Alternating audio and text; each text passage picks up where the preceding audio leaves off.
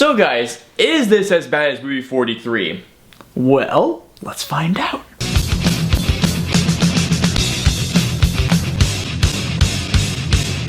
Paul Blart's Mall Cop 2. So Paul Blart...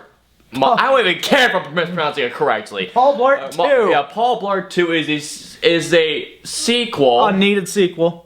Very unneeded sequel to 2009's Mall... I think it came out in 2009 or 2008. I think so. Paul Blart, it turns out that his wife from the very first movie left him after 6 days of marriage. Ha ha ha! Was she Kim Kardashian? And his mother has been over by a car, which I totally called out. Yeah, we were sitting there, and it's this. She was trying to get out the newspaper, and Austin turns over to me. He's like, "Watch, the truck's gonna hit her," and then boom! Paul gets an invite to the Security Guard Association meeting or some crap like that in Las Vegas, while his daughter gets accepted to UCLA in California, and then. Oh no, something goes awry in the hotel in Las Vegas, and guess who's there to save the day? Paul Blart, of course, in this movie. Oh, jeez. Let's get into Mall Cop, shall we? Everyone's gonna ask me, is this more excruciating than movie 43? Surprisingly, you're gonna be surprised by this. It's actually not as excruciating, but it is still pretty damn bad. I'll explain why. See, the thing is, through movie 43, as everyone who follows this knows, it was one of the worst movies in my opinion. Yeah, we touched on that subject. Movie 43 was one of those where I was sitting there and I was doing this. I was like, oh shit. Paul Blart 2 didn't make me necessarily do that. I had one moment where I was just like this. I was like, no, this is stupid. That was it. But there were a few times where I actually chuckled, but that's because of how stupid this movie was. Yes, and yeah, exactly. That's what I'm saying is I had this uncontrollable giggle where I'm just like, this is so freaking stupid. Okay, first of all, why the fuck is this even made? Yeah, it's a good question. I'm wondering how the first one did well enough where they can actually put in a sequel. I'm just gonna put this on to you guys' heads, okay?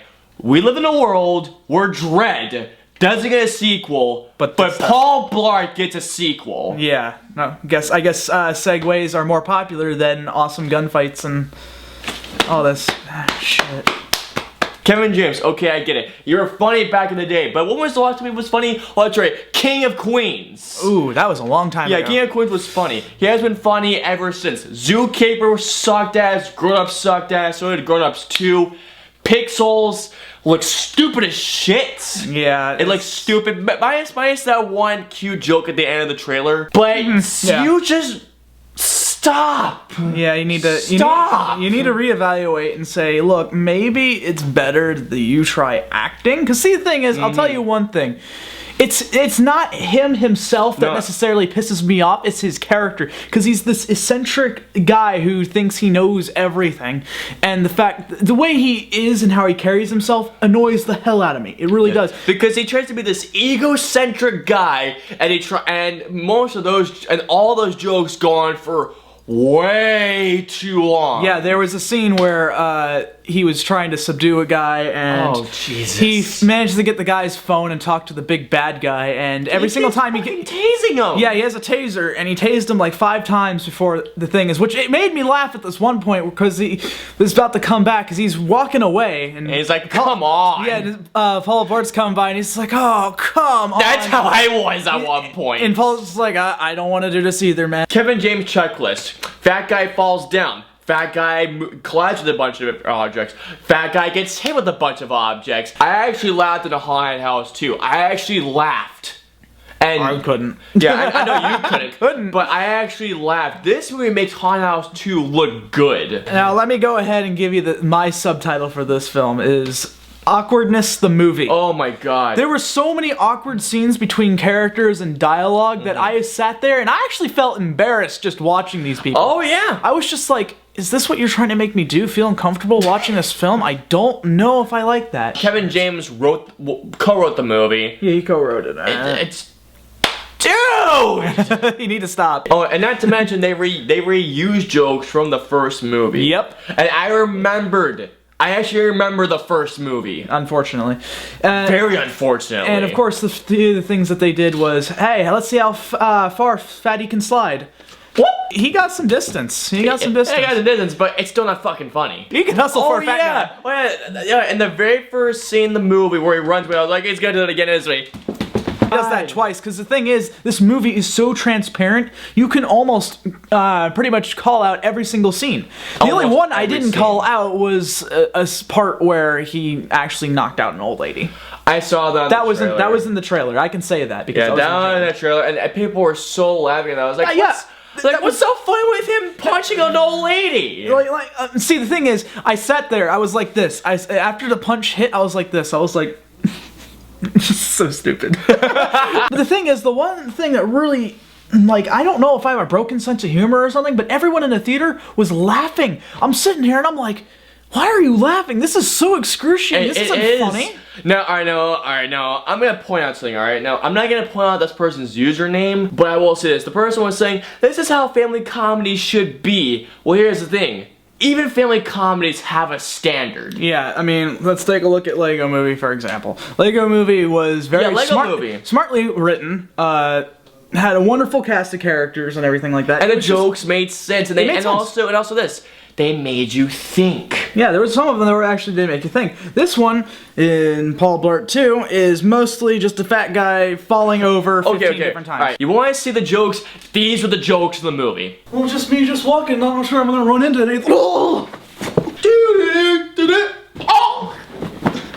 God, Austin, you're so fucking slow! You can't change the wall!